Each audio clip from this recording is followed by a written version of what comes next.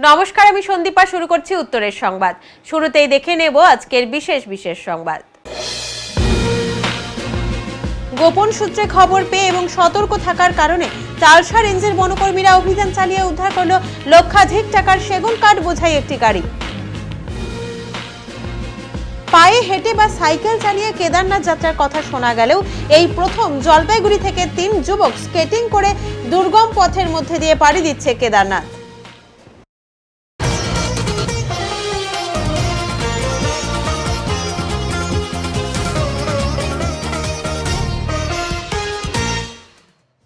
গোপন সূত্রে খবর পেয়ে অভিযান চালিয়ে প্রায় লক্ষাধিক টাকার সেগুন কাঠ উদ্ধার করল চালসা রেঞ্জের বনকর্মীরা। প্রতিদিনের মতো বুধবার রাতেও চালসা রেঞ্জ ও ডায়না রেঞ্জের বনকর্মীরা চালসা নাগরাকাটা রোড এলাকায় টহলদারি করছিলেন। সেই সময় নাগরাকাটার দিক থেকে একটি গাড়ি চালসার দিকে আসছিল। বুধবার রাতে টহলরত বনকর্মীরা সন্দেহভাজন একটি গাড়ি দেখতে পান। এরপর বনকর্মীরা গাড়িটিকে দাঁড় করাতে বলেন, কিন্তু গাড়িটি দাঁড় না করিয়ে পালিয়ে যাওয়ার চেষ্টা করে। এরপর বনকর্মীরা সেই গাড়ির পিছনে তাড়া করে। চালসা ও নাগরাকাটার মাঝে মহাবাড়ি এলাকায় গাড়িটি দাঁড় করিয়ে পালিয়ে যায় গাড়িতে থাকা চালক সহ আরও একজন। এরপর বনকর্মীরা কাঠ সহ গাড়িটি উদ্ধার করে। চালসা বন দপ্তর রেঞ্জার জানিয়েছেন, কাঠচোরা জঙ্গল থেকে কাঠ চুরি করে এই রাস্তা দিয়ে পাচার করার চেষ্টা করছিল, কিন্তু আমরা সতর্ক থাকায় সেই কাঠ উদ্ধার করতে সক্ষম হই। প্রায় লক্ষাধিক টাকার সেগুন কাঠ উদ্ধার হয়, আটক করা হয় গাড়িটিও। রেঞ্জার জানিয়েছেন, এরকম অভিযান আগামীতেও চলতে থাকবে। চোরেরা এরা কী করতেছে, যখনই অন্ধকার সুযোগ পায় এই টাইমে ফুট করে কাঠ পাচার করতে চেষ্টা করছিল। আমরা শুনছিলাম 2-3 দিন থেকে। তো আজকে হঠাৎ নর্মাল টহলদারি করা টাইমে একটা সন্দেহজনক গাড়ি দেখছিলাম, ওখান থেকে জঙ্গল থেকে আসতেছিল, মানে নাগরাকাটা রাস্তা হয়। তো আমাদেরকে দেখে আর স্পিডে মানে চলতে শুরু করলাম, চেষ্টা করলাম, সন্দেহজনক লাগছে। তো ফলো করতে ওদেরকে ইশারা দিলাম দাঁড়াইতে, কিন্তু দাঁড়াইলো না। পরে লাস্টে আমরা ওভারটেক করে মহাবাড়ির কাছে ওকে আটক করতে পারলাম। পরে ওখানকার যে লোক ছিল, দুজন ড্রাইভারটা পালাই গেলো ওখান থেকে। পরে গাড়ির মধ্যে দেখা গেল এই ঠিক কাঠ উদ্ধার হলো। এটাকে আমরা নিয়ে আসলাম চালসা রেঞ্জে। তো আমাদের সঙ্গে ছিল ডায়না রেঞ্জ থেকে কিছু চেষ্টা আমরা জয়েন্ট পেট্রোলিং আজকে করতেছিলাম। তো এই সুযোগে করতেছি, আমরাও চেষ্টা করি কি, আর এরা যা কাঠ পাচার কাউকে ধরা গেছে কি? না, আজকে ধরা হলো না, কিন্তু সব এই আমরা আমি করতেছি, কন্টিনিউটি করতেছি। করার পরে আশা করি এই গ্রুপটাকে অবশ্যই আমি ধরবো। কি মনে হচ্ছে স্যার, কত আনুমানিক কিরকম? আনুমানিক এটা এখন আমরা মেজর করব। তো তাও দেখা যাচ্ছে এটা প্রায় XCM মতন আছে। আনুমানিক বাজার মূল্যে এই লক্ষাধিক টাকা হয়ে যাবে। একটি বহুতল মালিকহীন বাড়িতে লুটপাট। দুষ্কৃতীদের আটকাতে গিয়ে রোষের মুখে পড়তে পারে বলে আশঙ্কা কাউন্সিলরের। অবাধে বহুতল বাড়ির ইট থেকে লোহা, জানালা, দরজা সবটাই খুলে নিয়ে যাবার পথে জিনিসপত্র আটক করলো এলাকার কাউন্সিলর। অভিযোগ, দীর্ঘ কয়েক মাস থেকে জলপাইগুড়ি পৌরসভার অন্তর্গত 18 নম্বর ওয়ার্ডের শিল্প সমিতি পাড়ায় একটি বহুতল বাড়ির মালিক না থাকার দরুন ওই বাড়ির যাবতীয় জিনিসপত্র যেমন ইট, জানালা, দরজা খুলে খুলে বিক্রি করছে কিছু দুষ্কৃতী। এরপর এই খবর জানতে পারে এলাকার কাউন্সিলর উত্তম বোস। তিনি সরাসরি গিয়ে ওই এলাকার জিনিস নিতে গিয়ে হাতে নাতে দুষ্কৃতীদের আটক করার চেষ্টা করেন। যদিও তারা পালিয়ে যায়, সেই মুহূর্তে মালবহনকারী টোটো চালককে আটক করার চেষ্টা করে। এই ঘটনায় এলাকায় চাঞ্চল্য ছড়িয়ে পড়ে। এলাকার বাসিন্দারা বলেন, মালিক না থাকায় বাড়ির সব খুলে নিয়ে যাচ্ছে, তাহলে আমাদের কি হবে? কাউন্সিলর বলেন, পুরো বিষয়টি প্রশাসনকে জানানো হয়েছিল, কিন্তু এখনো পর্যন্ত কোনো সুরাহা হয়নি। আর আমিও নিরাপত্তাহীন অবস্থায় রয়েছি, কারণ আমি যেহেতু এই জিনিসপত্র নিতে বাধা দিচ্ছি, তাই দুষ্কৃতীদের হাতে আমাকেও হয়তো রোষের মুখে পড়তে হতে পারে। পৌরসভাকেও আমি বহুবার জানিয়েছি, কিন্তু কাজের কাজ কিছু হচ্ছে না। প্রত্যেকে সবার দায়িত্ব এড়াচ্ছে, মালিক পক্ষ নিজের দায়িত্ব এড়াচ্ছে, কোতোয়ালিকে বলে কোতোয়ালিও দায়িত্ব আছে। ইভেন আমরা যে পৌরসভায় আছি, আমরাও কিন্তু আমার মনে হয় আমরাও একটু দায়িত্ব এড়াচ্ছি। আজকে তার জন্য বাধ্য হয়ে কি আটকালেন? তার জন্য আমার নিজের একটা যেটুকুনো ক্ষমতা, সেই ক্ষমতা বলে এই টোটোগুলিকে আটকাচ্ছি।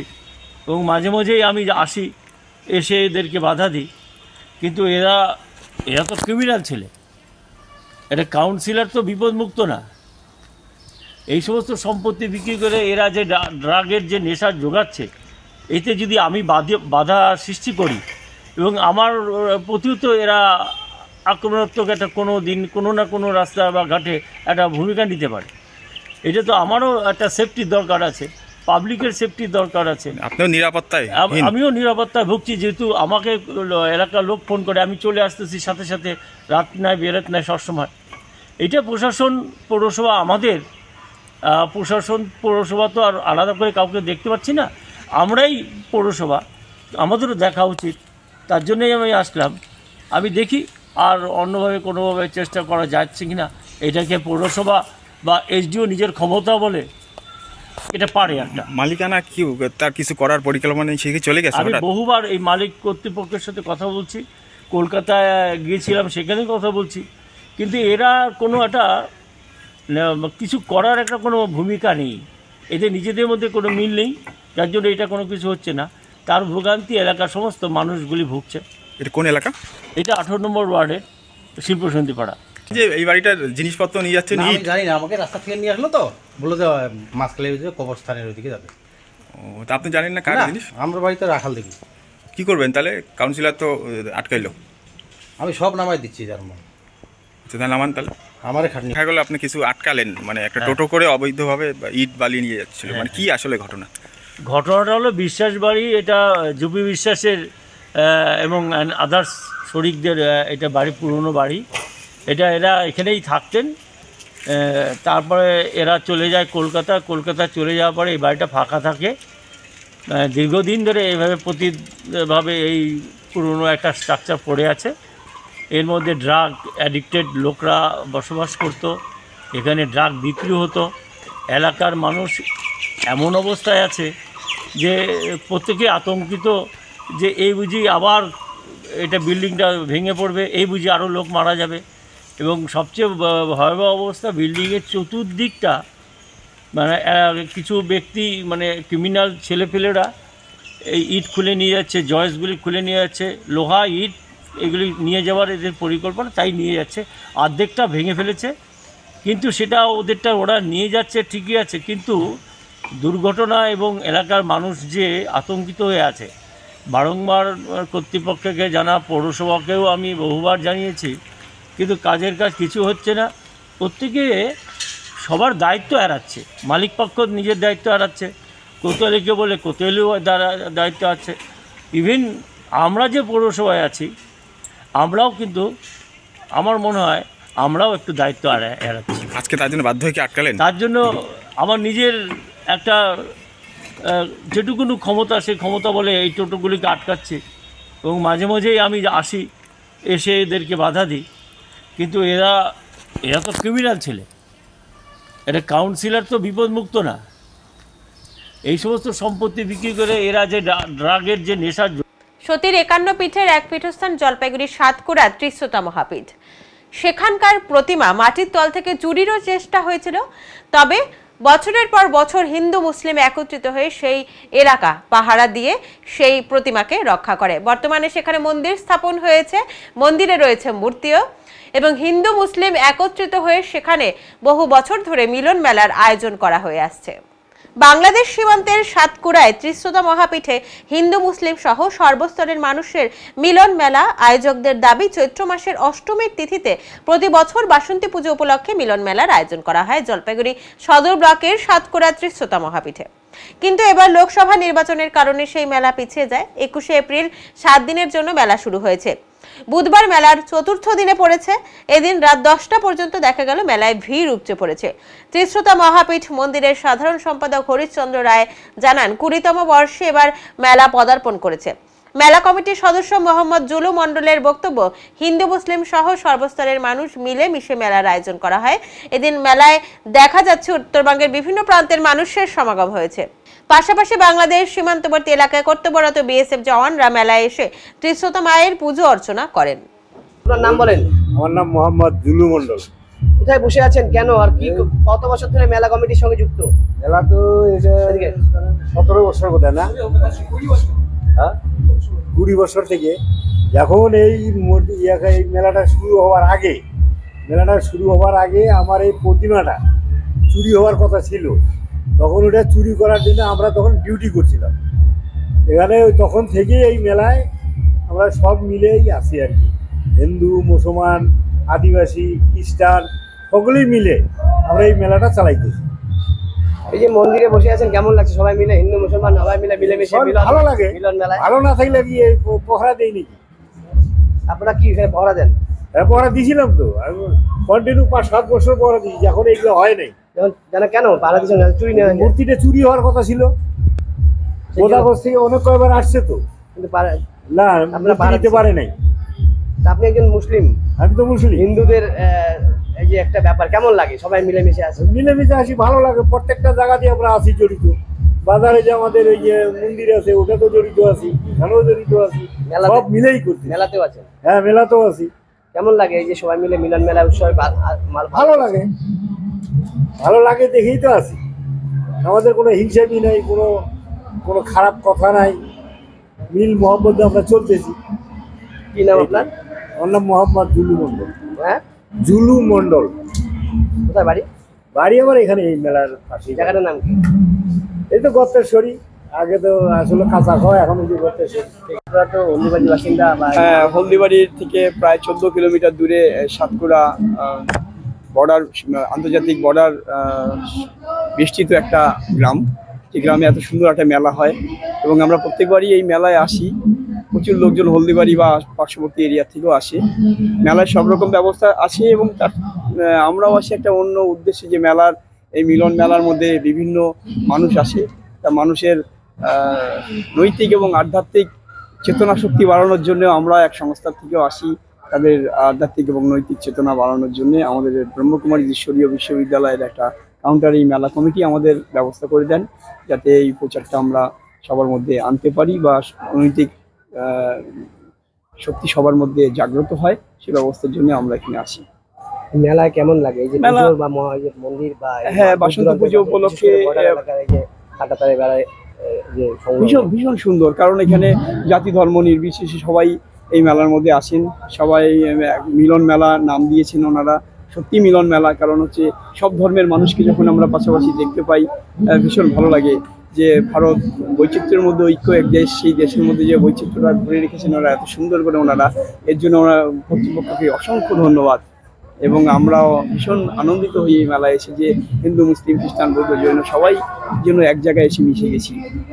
এই মন্দিরের নাম কি শ্রোতা গর্তেশ্বরী মন্দির, সত্যি একই স্রোতে এসে আমরা সব মিলে গেছি এবং এটাই আমাদের একমাত্র লক্ষ্য হওয়া উচিত।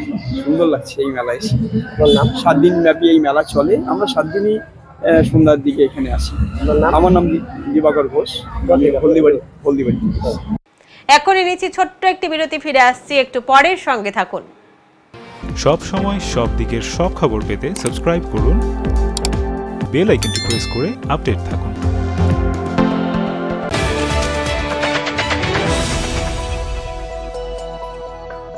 আপনার শহরে প্রসিদ্ধ লৌহ বিপণী কেএস আয়রন হাউসের তরফে সকলকে জানাই প্রীতি ও শুভেচ্ছা। এখানে আপনি পাবেন নামি দামি ব্র্যান্ডের সকল প্রকার লৌহ সামগ্রীর বিপুল সম্ভার। এখানে পাবেন square pipe, round pipe, angles, square bar, পাতি, শীট, টিনের বিভিন্ন আইটেম। এছাড়াও রয়েছে all type of grill and আলমারি ফ্যাক্টরি আইটেম। প্রতিষ্ঠিত মার্বেল ব্যবসায়ী দীপেন্দ্র চক্রবর্তী ও তার সহধর্মিনী মৌসুমী চক্রবর্তীর কেএস আয়রন হাউসে প্রতিটি জিনিসই পাবেন রিজনেবল প্রাইসে। তাই এবার আর বাইরে ছুটতে হবে না আপনাদের। লোহা ও লৌহজাত সামগ্রী সুলভ মূল্যে কিনতে তাই আজই আসুন। আমাদের ঠিকানা কেএস আয়রন হাউস, 4 নম্বর ঘুমটি, জলপাইগুড়ি।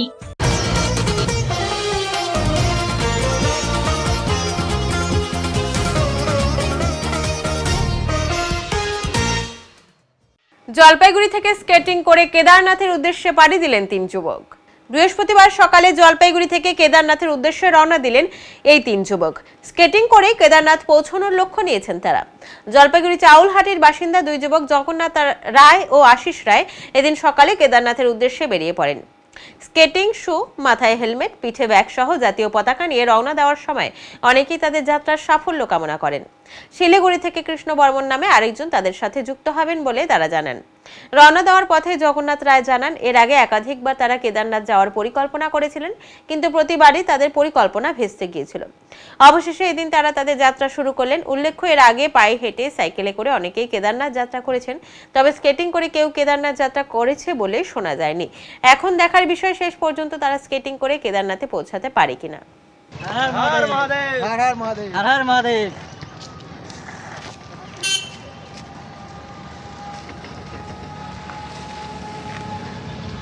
আমার নাম হচ্ছে জগন্নাথ রায়। আমার বাড়ি জলপাইগুড়ি ৭৩ মোড়, দেবনগরের ভেতরে, পূর্ব কুমারপাড়া। আমরা এটা উদ্দেশ্য হচ্ছে, আমরা 3 বছর আগের থেকে যখন প্র্যাকটিস করি তখন থেকেই আমাদের ইচ্ছা ছিল যে কেদারনাথ যাব। তো এটা অনেক স্বপ্ন নিয়ে যাচ্ছি, দেখা যাক কী হয়। 3 বছর আগের থেকে প্ল্যান করতেছি। এর আগেও ডেট বানিয়েছি, তো ডেট ক্যান্সেল হয়ে গেছে। তো এবার নিয়ে 3 বারের মাথায় 4 বারের এবার আমাদের ডেট ফাইনাল হলো। আমরা যাচ্ছি 3 জন, জলপাইগুড়ি থেকে 2 জন, আর শিলিগুড়ির 1 জন ওখান থেকে অ্যাড হবে। তো 3 জনের যে শিলিগুড়িতে আছে তার নাম হচ্ছে কৃষ্ণা বর্মন, হাটিয়াডাঙ্গা বাড়ি। লোকালয়ে ফের বাইসনের তাণ্ডব।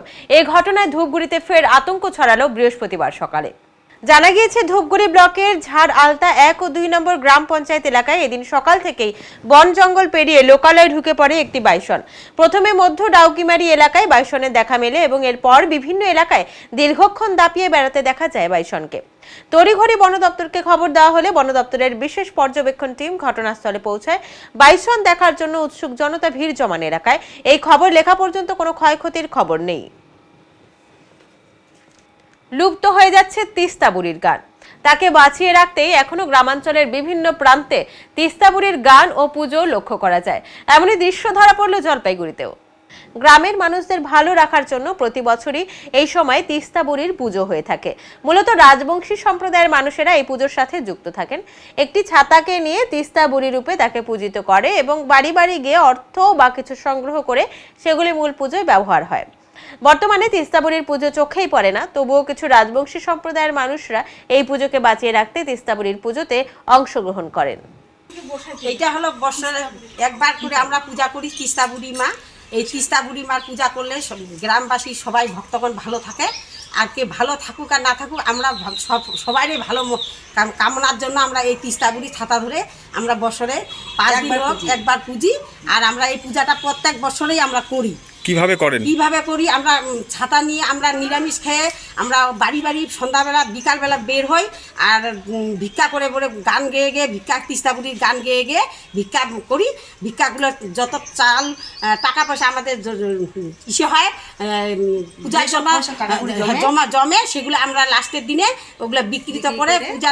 মূল পূজা কবে? পূজা আজকেই আমাদের পূজা। আজকে কিভাবে করছেন পূজা? এটা মানে উনি বলুন। বলেন। পূজা এটা আমরা কলার ডুম কেটে একটা ভেলা, 2টা ভেলা তৈরি করি। একটা গায়গারাম পঞ্চবৈনী তিস্তা বুড়ি আর একটা হচ্ছে গায়গারামে। এটা সে ফুল সিঁদুর দিয়ে আমরা ভেলাটাকে সুন্দর করে সাজাই। আবার ইসে দেই কলের মানে কি তীর বলেন নাকি বলে যে এগুলা দেই। এই ছাতাটা কি আসলে? ছাতাটাই হচ্ছে তিস্তা বুড়ির চিহ্ন। আর এই যে ডালি দেখছেন এটাই তিস্তা বুড়ির সাজি। এটা তিস্তা বুড়ির ফুল, ওখানেই থাকে তিস্তা বুড়ি। আপনার নাম? আমার নাম সুনীতি রায়। এখনই নিচ্ছি ছোট্ট একটি বিরতি, ফিরে আসছি একটু পরের, সঙ্গে থাকুন। সব সময় সব দিকের সব খবর পেতে সাবস্ক্রাইব করুন, বেল আইকনটি প্রেস করে আপডেট থাকুন।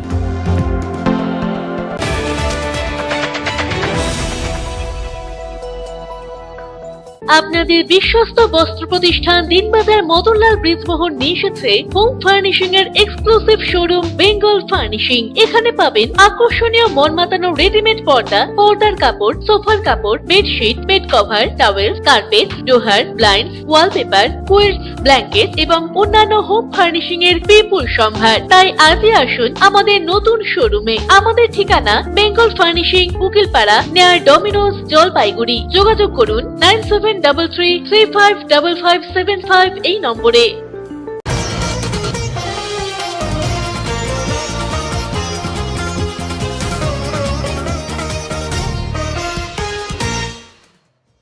রোজই যেন গরমের দাবদাহ থেকে মুক্তি পাচ্ছেন না জলপাইগুড়ির মানুষজন। জলপাইগুড়ি সহ উত্তরবঙ্গের মানুষ বেশ কয়েকদিন থেকেই বৃষ্টির দেখা পায়নি। বৃষ্টির দেখা না মেলায় গরমের তাপমাত্রা থেকে রেহাই পাচ্ছেন না।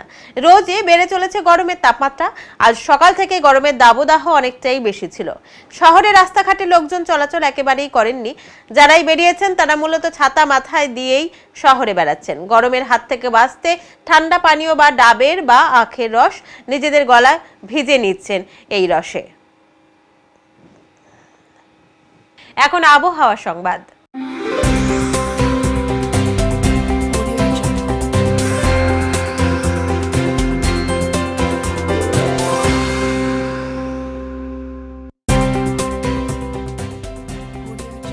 কেন্দ্রীয় আবহাওয়া দপ্তরের জলপাইগুড়ি কেন্দ্র থেকে পাওয়া তথ্য অনুযায়ী বৃহস্পতিবার দিনের সর্বোচ্চ তাপমাত্রা ছিল 36.3 ডিগ্রি সেলসিয়াস ও সর্বনিম্ন তাপমাত্রা ছিল 20.4 ডিগ্রি সেলসিয়াস।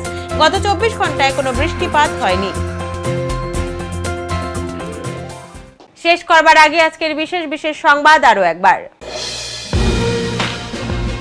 গোপন সূত্রে খবর পেয়ে এবং সতর্ক থাকার কারণে তালসা রেঞ্জের বনকর্মীরা অভিযান চালিয়ে উদ্ধার করলো লক্ষাধিক টাকার সেগুন কাঠ বোঝাই একটি গাড়ি। পায়ে হেঁটে বা সাইকেল চালিয়ে কেদারনাথ যাত্রার কথা শোনা গেলেও এই প্রথম জলপাইগুড়ি থেকে 3 যুবক স্কেটিং করে দুর্গম পথের মধ্যে দিয়ে পাড়ি দিচ্ছে কেদারনাথ। উত্তরের মন পরিবেশিত উত্তরের সংবাদ এখনকার মতো এ পর্যন্তই। নমস্কার।